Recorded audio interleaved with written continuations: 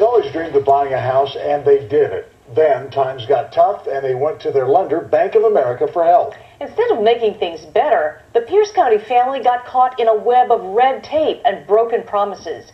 King 5 investigator Linda Byron exposes how mistakes by one of the biggest home lenders in our state has been living in limbo, scrambling to keep their home. Linda. Yeah, absolutely. You know, we're focusing on just one case, but this is a widespread problem with Bank of America. The State Attorney General's office ran some numbers for us. They got nearly 200 complaints last year about Bank of America's servicing of home mortgages and more than 100 complaints so far this year. It had everything we were looking for. It had the number of bedrooms we were looking for. It's not a fancy house, and at 1,700 square feet, it's certainly not a big one. And it was perfect. But from the moment they saw it, this house in Buckley captured Mike and Jamie Voss's heart. Yeah, it was our first home. It was our first real home. So it was amazing. 15-year-old Cameron now has a place to write music. 9-year-old Autumn has a place to practice hers. Mike and Jamie have what they've always wanted. Yeah, I mean, first garage. So I loved it. It was just exactly what we were looking for. They bought it in the spring of 2008 for $267,000 and religiously made their monthly payments. You see your hours start dropping. But in early 2009, Mike saw trouble coming.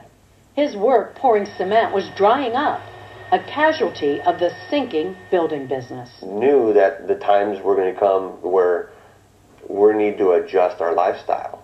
And so we said, well, let's do the biggest payment we have, the house. They applied for a loan modification with their mortgage holder, Bank of America. They got turned down. They made too much money. Then Mike lost his job. So they say they took some advice they got from the bank.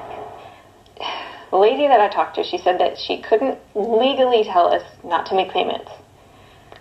She said that they couldn't help us unless we were 3 months behind. They stopped making payments and reapplied for a loan modification. It got impossible.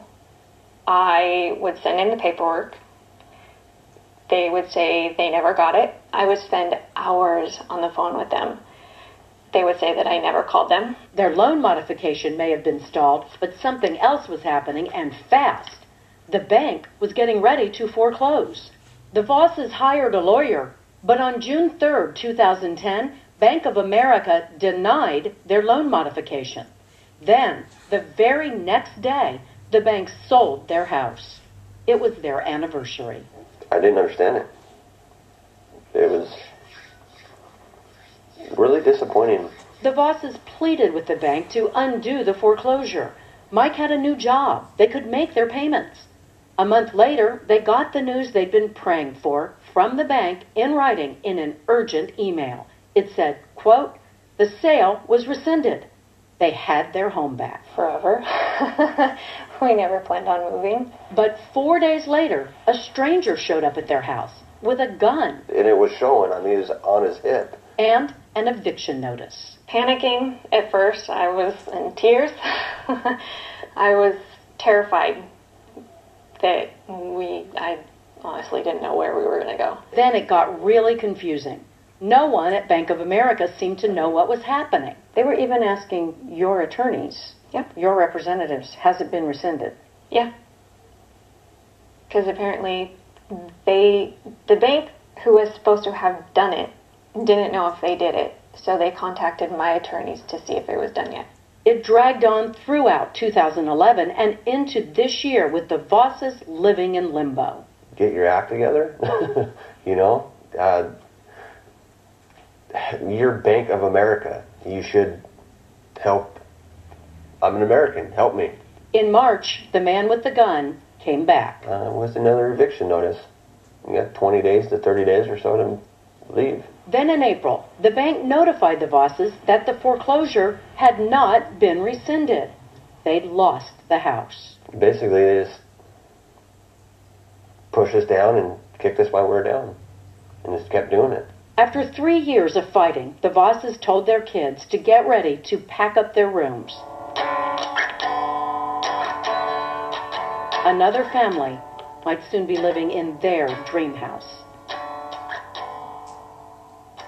Tonight, the Vosses have new hope after we called Bank of America, put the eviction on hold, and bumped the case up to the president's office.